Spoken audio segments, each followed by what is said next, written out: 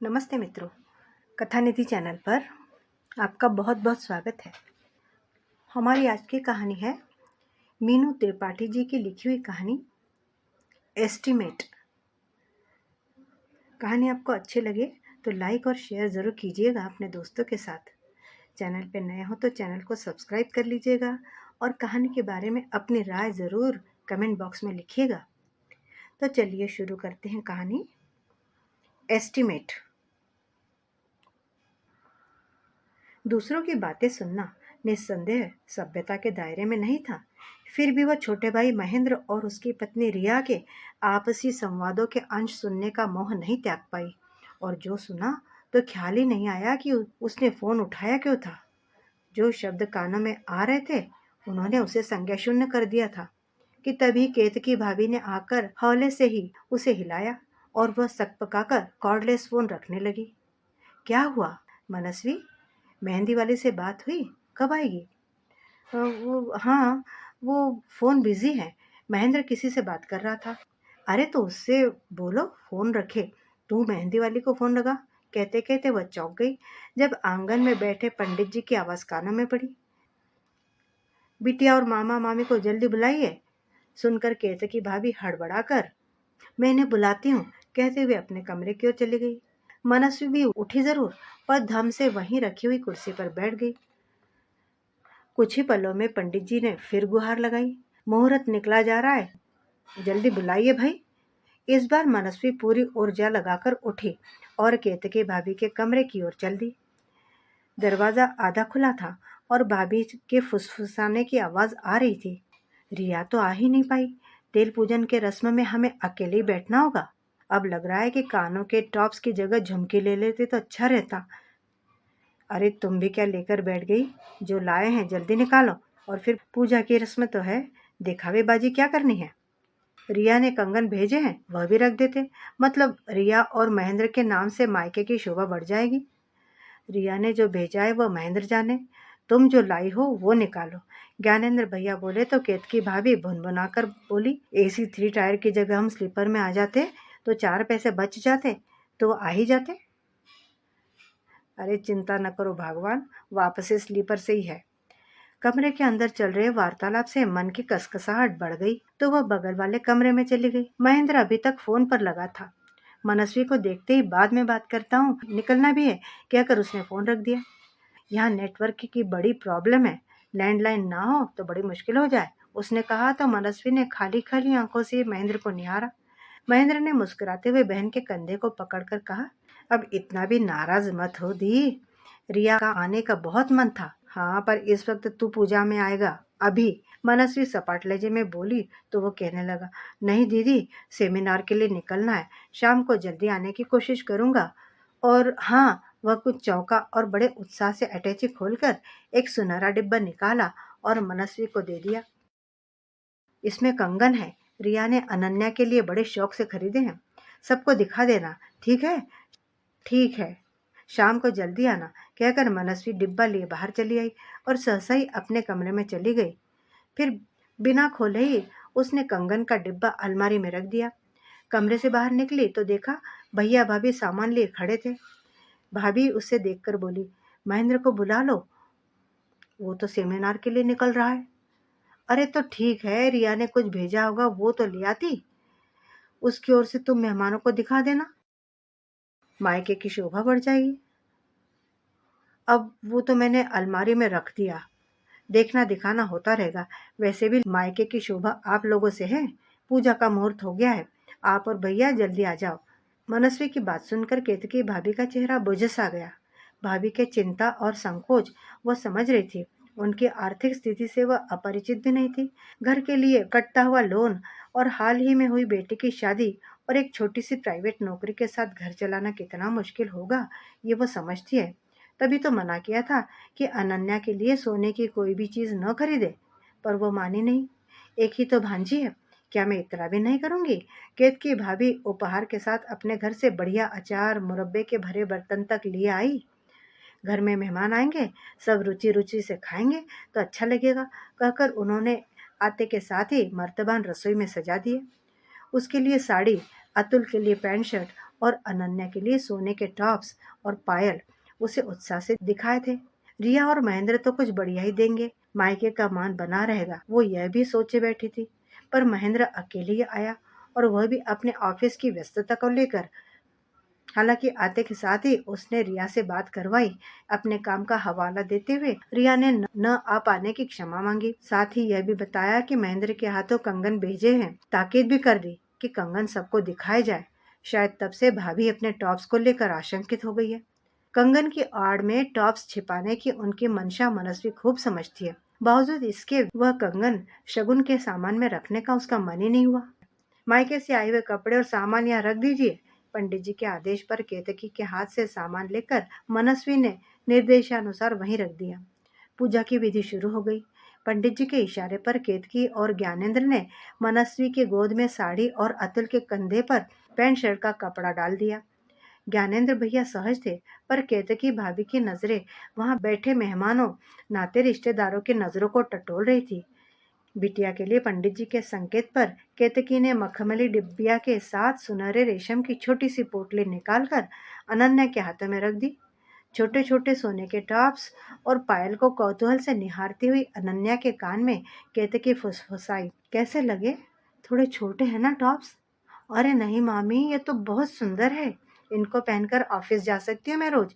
वैसे भी मेरे तो कान हेवी इयरिंग कैरी कर ही नहीं सकते। अनन्या ने टॉप्स पर प्रशंसा भरी नजरें डाली और पोटली से पायलों को निकालकर हिला हिलाकर घर को रुंझुन उनकी घंटियों को रुंझुन रुंझुन करने लगी तो सब हंस पड़े। पंडित जी ने उसे सावधानी से बैठने का संकेत दिया और मंत्रोच्चार करने लगे। हल्के फुल्के माहौल में केतकी भी सहज हो गई थी। पंडित जी के मंत्रोच्चार और अक्षत रोली से अभिपूरित हो वह सामान अब शगुन बन गया था। ज्ञानेंद्र भैया और केतकी भाभी को रस्म अदायगी करते देखकर मनस्वी के कानों में एक बार फिर रिया की कही बात गूंजी। आ नहीं पाई, पर कंगन भेजे है, सबको दिखाइएगा जरूर। चलिए, यहाँ की पूजा तो हो गई, अब आप लोग अपने अपने कामों में लग सकते हैं। पंडित जी का अल्टीमेटम मिलते ही भैया और अतुल शादी का जनवासा देखने के लिए निकल गए और केतकी ने मौका देखकर मनस्वी को टटोला। सुन, हमारा लाया तो बड़ा हल्का लगा।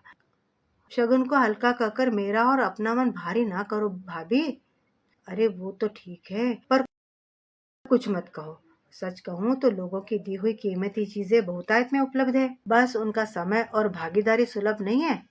आपका और भैया का घर का हिस्सा बनकर जिम्मेदारियों को निभाते देखना दुर्लभ और बेहद सुखद एहसास है भाभी।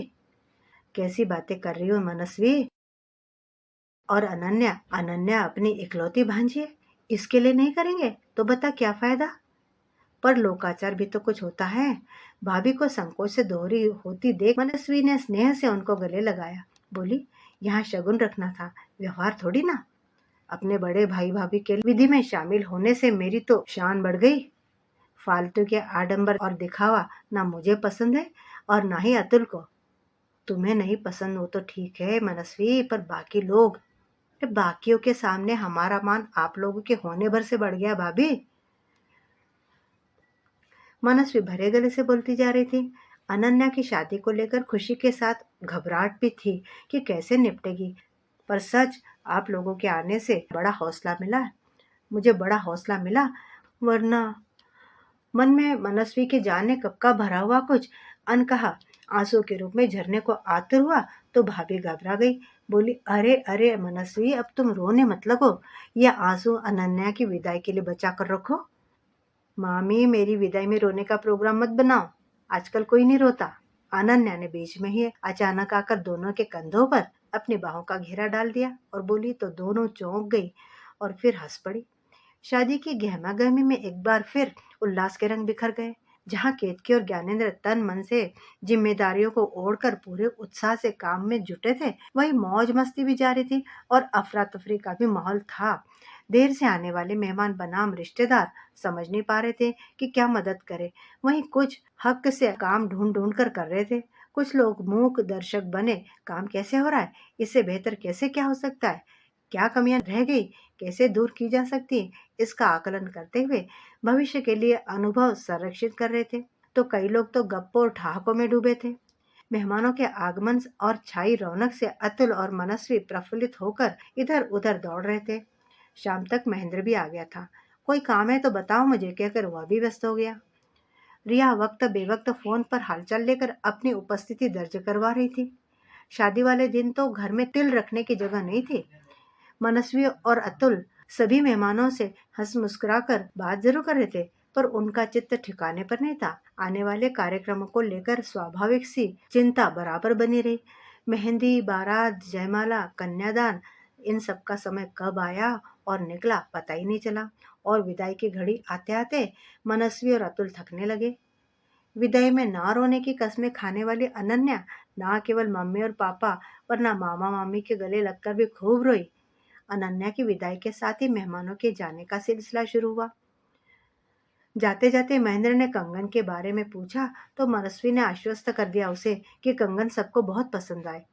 कंगन अलमारी से निकले ही नहीं, यह सच कहकर वह अपने भाई को दुखी नहीं करना चाहती थी। शाम तक सभी चले गए।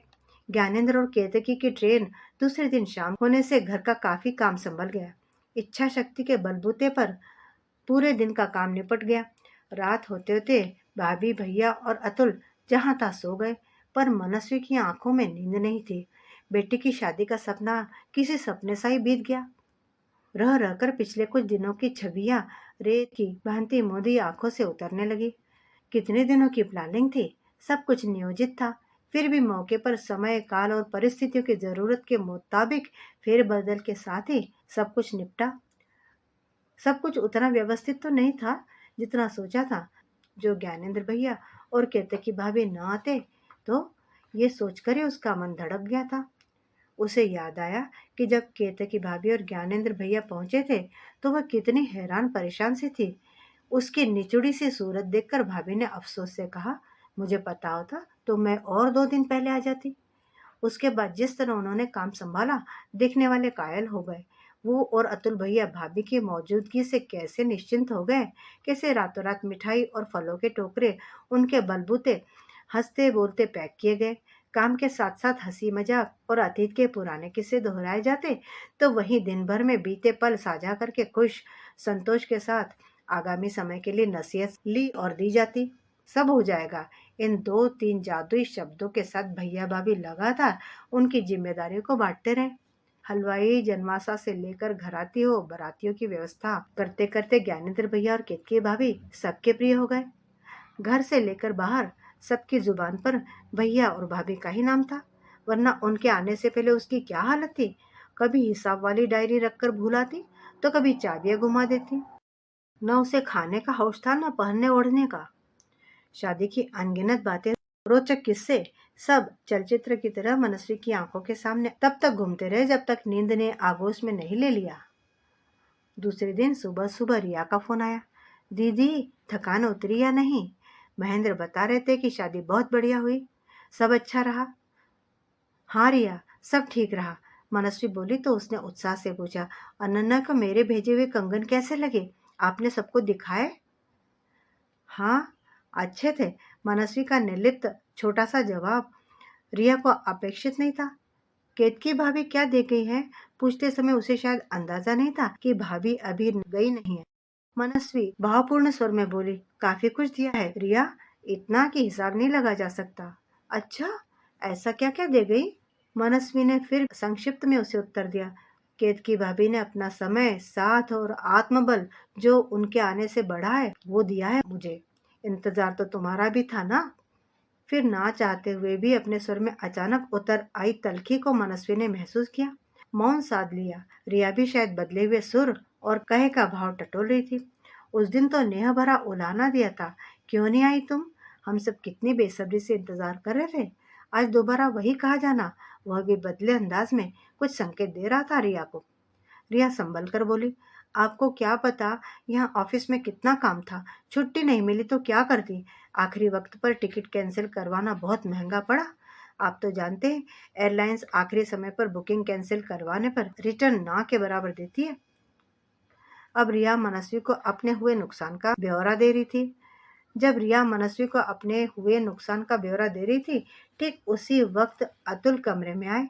इशारे से पूछा, किसका फोन है? तो मनस्वी ने बस होंठ हिलाए, रिया, तो उन्होंने फ़ोन ले लिया और प्रयास करते हुए बोले, अभी भी देर नहीं हुई है? आपके अकाउंटेंसी वाली स्किल अभी भी काम आ सकती है। सबका हिसाब किताब करना अभी बाकी है। मनस्वी की मनस्थिति से अनजान अतुल बेफिक्री से अपनी सलह से मजाक कर रहे थे।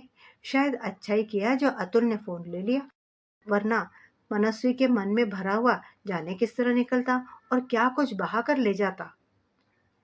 मनस्वी ने फोन रख दिया था। केतकी भाभी के निकलने का समय भी हो रहा था। चलते समय वह चिंता से बोली, मनस्वी अभी बहुत काम बिखरा हुआ है तेरे लिए, कैसे करेगी सब? उनके चेहरे पर चिंता के भाव देखकर मनस्वी की आंखों में नमी आ गई और वह उनसे लिपट गई। बहुत कुछ कहना चाहती थी, पर केतकी भाभी के सादगी के आगे सब शब्द मानो चूक गए थे। भैया भाभी चले गए तो घर में सूनापन बहुत बढ़ गया। भैया भाभी के लिए जो महसूस कर रही थी, काश ऐसा वह महेंद्र और रिया के लिए भी महसूस करती। काश उस दिन मेहंदी वाली को फोन करने के लिए एक्सटेंशन में लगा फोन न उठाती, न सुनती रिया और महेंद्र की बातें जो रह रह कर उसके कानों में गूंज उठती थी। सब तुम्हें पूछ रहे हैं, आ जाती तो अच्छा होता। महेंद्र का रिया को दिया गया उलाहना मनस्वी के मन पर मरहम रखता, उससे पहले रिया ने नमक रगड़ दिया। कह दो अकाउंटेंट हूँ, यह समय बैलेंस शीट क्लोज करने का है, ऐसे में छुट्टी मिलना नामुमकिन है। हद है, इतनी सी बात नहीं बनाते बनती। एक ही तो भांजी है, अच्छा लगता है? अच्छा लगता है क्या जो नजदीकी रिश्तेदार भी ना पहुंचे? 2 दिन की छुट्टी तो तुम्हें मिल ही रही थी। महेंद्र के धीमी आवाज पर वो उत्तेजना से बोली, 2 दिन में कितना खर्चा होता है पता है? तुम्हें तो दुनियादारी की कुछ समझ ही नहीं है। कौन सी कमी छोड़ी है बताओ? कंगन भेजे हैं जिसके बारे में मनस्वी दीदी ने सोचा भी नहीं होगा। ये तो अच्छा हुआ कंपनी ने ऑफिस के काम से तुम्हें वहां भेज दिया, काम के साथ शादी में भी शामिल हो गए। अलग से जाते तो कितना खर्चा होता। तुम्हारा एयर टिकट कंपनी ने अरेंज कर दिया, मैं क्या करती? मैंने एस्टीमेट बनाया था, लंबा खर्चा था। एयर टिकट करवाती तो कम से कम 15-20 हज़ार खर्च हो जाते, और जाने से पहले शॉपिंग और दूसरे खर्चे होते तो लगभग 9-10 हज़ार, और इसके अलावा वहाँ भी एंड टाइम के खर्चे उठाने ही पड़ते, कपड़े लेने पड़ते सो अलग, और फिर अपने स्टेटस को देखते हुए कुछ ढंग का ही देते। सारा खर्चा बचा कर ही कंगन भिजवाए हैं। दीदी ने तो सोचा भी नहीं होगा कि इतना महंगा कुछ देंगे हम। अपने ऊपर होने वाला खर्चा टाल कर कीमती कंगन दे गए तो हमारा आना नहीं आना 2 दिनों में सब भूल जाएंगे। बस यही लिया दिया तो याद रहता है। ये व्यवहार है जो कंगन के रूप में हमेशा सुरक्षित रहेंगे। देर तक मनस्वी दुनियादारी और हिसाबी व्यवहार की व्याख्या में उलझी रही कि तभी अतुल की आवाज से चौंकी, अरे तुम यहाँ बैठी हो? बिठाया मैं भैया भाभी को ट्रेन में, पसीने से तरबतर अतुल कह रहे थे। स्लीपर डिब्बे में गजब की भीड़ थी, थोड़ा प्लान करके आते तो एसी डिब्बे में रिजर्वेशन मिल जाता। उसकी बात पर मनस्वी के होठों पर फीकी सी हंसी आ गई। कैसे बताती दो अलग सोच पर टिकी दोनों भाभीियों की प्लानिंग। एक बार मन में आया कि स्लीपर में जाने की और रिया के ना आने की वजह अतुल से कह दे। वैसे एक बात कहूँ, ज्ञानेंद्र भैया और केतकी भाभी के आने से बड़ी सहूलियत रही। अतुल के चेहरे पर भैया भाभी के लिए कृतज्ञता के भाव देखकर उसके मन में जो विचार आया था वो उसने छोड़ दिया। मायके के जिस मान सम्मान को भैया भाभी सहेज गए थे, उसे अपने क्षोभ और रिया के संकीर्ण विचारों के चलते वह तितर बितर नहीं करना चाहती थी। मैं थोड़ा फ्रेश होकर आता हूँ, कहकर अतुल गुसल खाने की ओर बढ़ गए, और वह उस अलमारी की ओर जहाँ रिया के कंगन पूरी दुनियादारी को समेटे हुए रखे हुए थे। कंगन का सुनहरा डिब्बा उठाकर खोला, पर दिल से दुनियादारी के शुष्क भाव के अलावा कुछ नहीं छलका। डिब्बे को बंद करते हुए ख्याल आया कि शादी जैसे कामकाज में केतकी भाभी की भागीदारी और उनके स्नेह का मुकाबला डिब्बे में बंद कंगन करेगा। यह मानसिकता रिश्तों को कहाँ ले जाएगी? उसने कुछ बुझे मन से कंगन को दराज में डाल दिया और फिर भाभी की लाई साड़ी पर स्नेह से हाथ फेरते हुए उसे ससम्मान अलमारी में और भाभी को अपने मन में जगह दे दी, वो भी हमेशा के लिए। अभी आप सुन रहे थे मीनू त्रिपाठी जी की लिखी हुई कहानी एस्टीमेट।